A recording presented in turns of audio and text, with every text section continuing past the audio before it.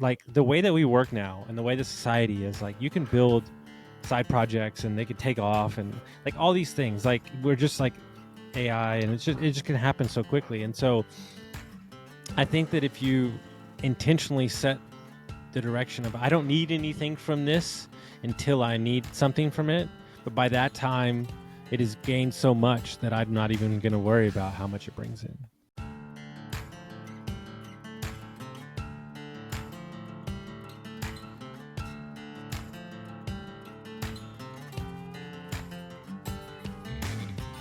Constructing your life is about much more than just building a bank account. Each week, join real estate entrepreneur and mindset coach Austin Linney as he interviews guests who are constructing their dream lives and impacting the world around them on a daily basis. If you're an entrepreneur or wanting to start a business, or you just want to hear motivating stories of how others have overcome the odds, you are in the right place. And now for your host, Austin Linney. Guys, welcome back to Construct Your Life.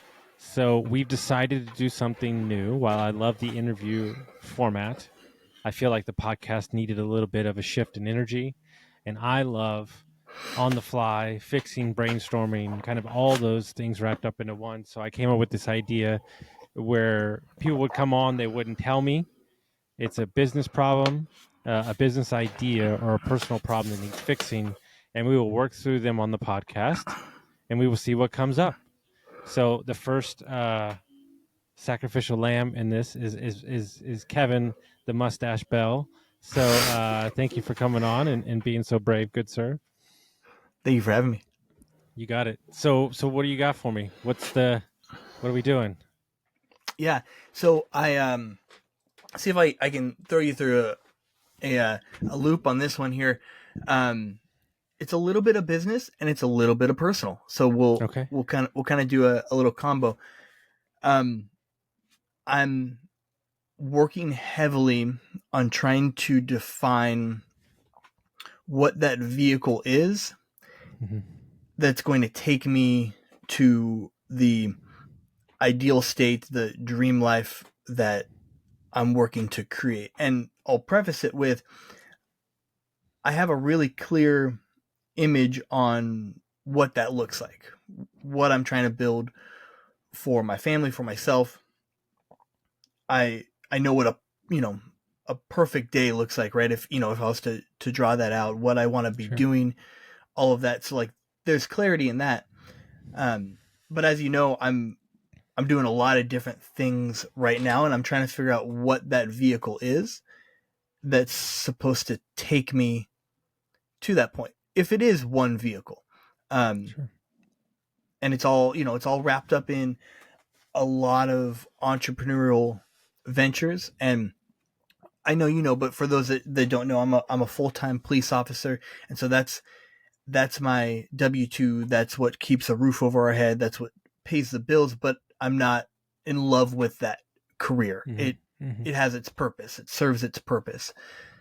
What I really love is all of this that I'm building, the process of creating and building these businesses and projects that I'm on, and I'm just fired up by the entrepreneurship that I'm involved in. And so I'm struggling trying to find, hey, like, what is it that Kevin is supposed to do short term to equal this long-term destination? And it's a really deep questions in there, Sure. Yeah, I think the first thing that I would do right out of the bat is I would see how I would press you, and I'm going to press you hard on how crystal clear that perfect day actually is. Okay. Like that's the first thing I would do. Like, because like clarity breeds more clarity. And I think that a lot of people I found don't write down their goals because they don't want to be beholden to them. Right. Like, oh, if I write them down, then I have to do. No. Like life changes, life shifts. So like describe to me a perfect day for you. Yeah. And I actually do have it written down. Okay. And let me pull it up right here.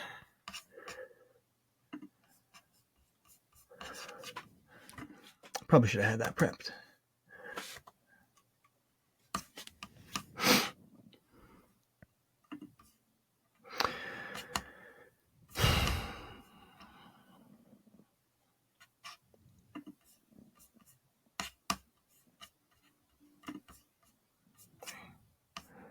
Okay.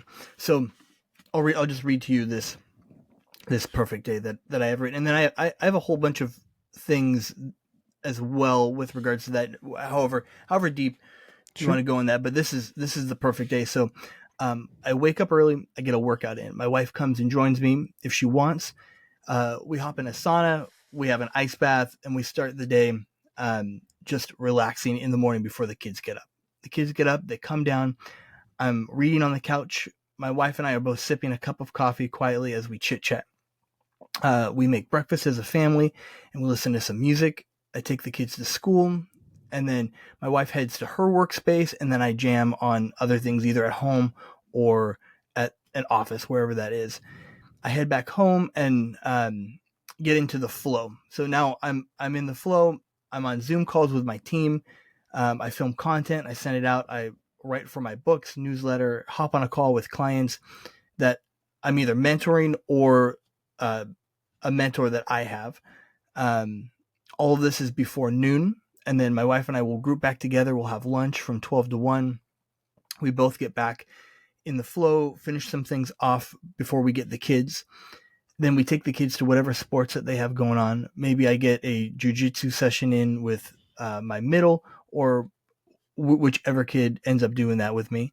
We're back home for dinner, home cooked dinner. Then we wind down on the couch and read to the kids before bed.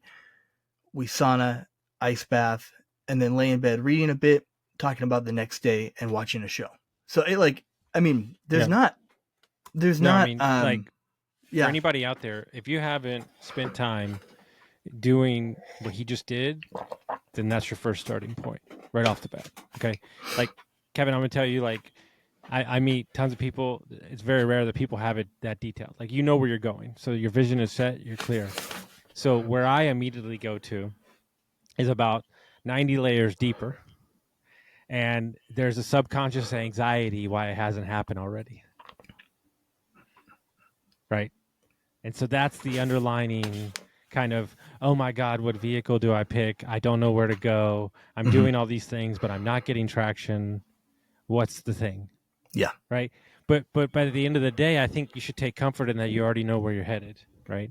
So yes. the question that I would look at, and I would say, how old are you? 33. I'll be 34 this week. Yeah. Okay, you'd be 34 this week. Perfect. So I would say for the next 2 years, I'm just going to build skills. I'm not going to worry about the thing getting out. I'm just going to build as many skills as possible. And through those building the skills, I'm going to stumble upon different avenues that maybe work or don't work for me. I'm going to take the pressure off of trying to find the thing. Right? You're reshifting, you're re-examining. And I'm also going to give myself grace in my job. I know that it's not like my forever thing, but if I'm out by 40, I'm still doing better than most everybody. Yeah. That's the goal for sure. Yep. Right. And so you're saying, okay, I'm going to get 2 years to skill build. Then after those 2 years, I'm going to reassess, and I'm going to, have my vehicle by then. And then I've got, 4 years to be out. I mean, when I say it like that, it doesn't sound that complicated. Yeah, no. But there's so much behind that, because like when you say, just for everybody involved, when you say vehicle, like, are you talking about the thing that allows you to leave your job, or are you talking about the thing that gives you passion every day? Both. Yeah, both. I look at it almost as there's a short term, for lack of a better term, like a short term cash flow scenario, right? Vehicle, a cash flow vehicle, that will allow me to lean into the passion. I guess all this stuff that I'm doing now, aside from my police career, is what I'm passionate about, And so I love this building and iterating and creating. Just not, like you said, nothing has traction, and so it's like, okay, like all this is great. I'm skill building. I'm learning. I'm experiencing a lot of things, right? Like I'm teaching myself to code through AI, like all these different little things, right? But nothing is cash flowing in order to, to get to a point where I would feel comfortable leaving, Because I think at the end of the day, I think the moment that you release it needing to be cash flowing is the moment that it starts cash flowing. Oh, the irony.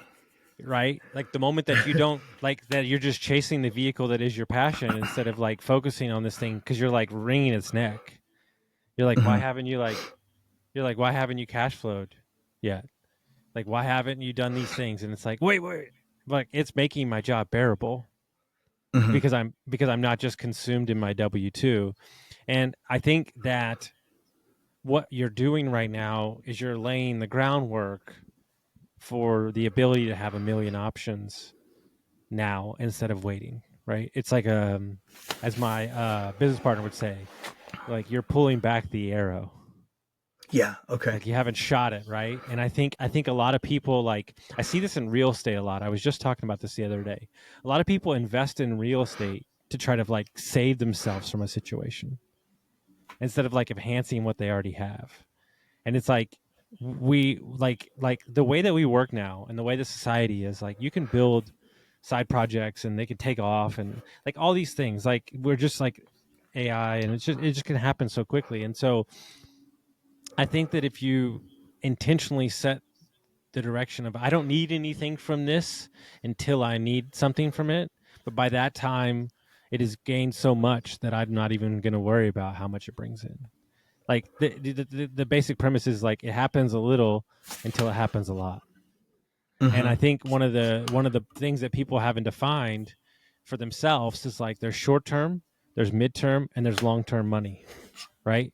And I think you have to have all three working, right? So the long-term money is equity ownership. The midterm money is possible large sum payments from projects that you're doing. And then the short term is cash flow. Yeah. And a lot of people only have one of the three. They don't have all three. But they all three have to be working symbiotically. And so, I met a lot of my friends are like firefighters, or I don't have a lot of cops, but they're all firefighters or ex like Coast Guards, ex like Marines, but they're firefighters now. And they chose right. I find the service to the community worker, the fireman, the paramedic, the cops. I find them to be. It's about to be really bad. I find them to be so driven because there is a discipline to their work, but there's also a need to, because they've seen large parts of society, and they kind of like, okay, I just don't want to be surrounded by this, and so there is like an internal drive to like push forward, right? And so it's inspiring, and they're good at business and like all these things, right?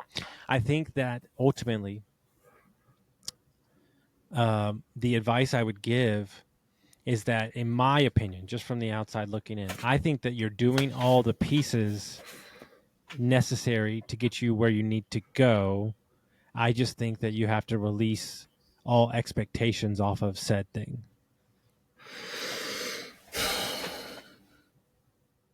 Yeah, that hits. I do. I want to. I mean, I don't know. I feel like this is similar with most people, is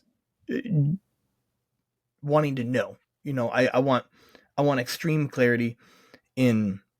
I don't know. Maybe it's not similar with most people, but like I want extreme clarity in everything I'm doing, because I'm doing all of this with a purpose. I'm not just like willy nilly, like, oh yeah, this is like a hobby sort of stuff. Like, no, like I'm very driven and motivated.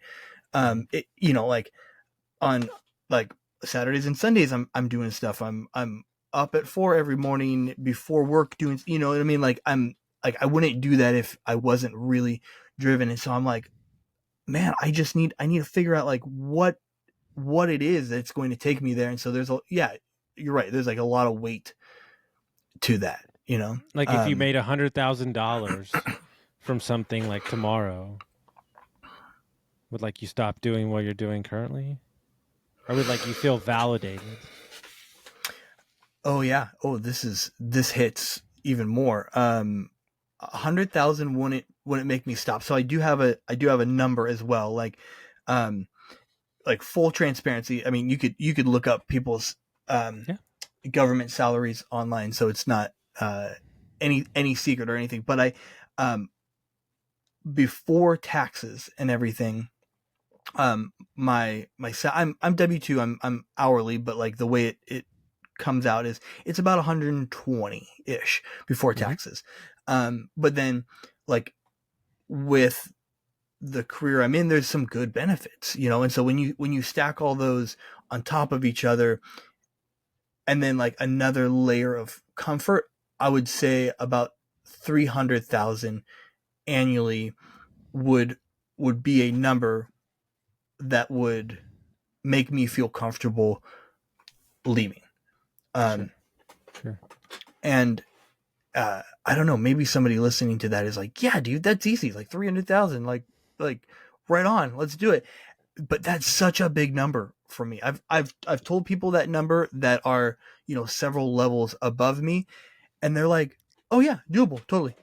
But it that feels so much because I'm living in the like, the barely crossing that 6-figure line life, which I dreamed of when I was younger, but now that I'm here and I live in Southern California, that's like just getting by, and so that's the number, is like minimum 300,000 gross. And so if we're talking a number that would do it, I'd feel comfortable. And my wife's a bookkeeper, so she would want to see that for a couple of years at least. But then what you said right there was it would also make me feel validated. And Yeah, but would you feel the same validation if you got $1 from the thing? In part, yeah. Yeah, like I would.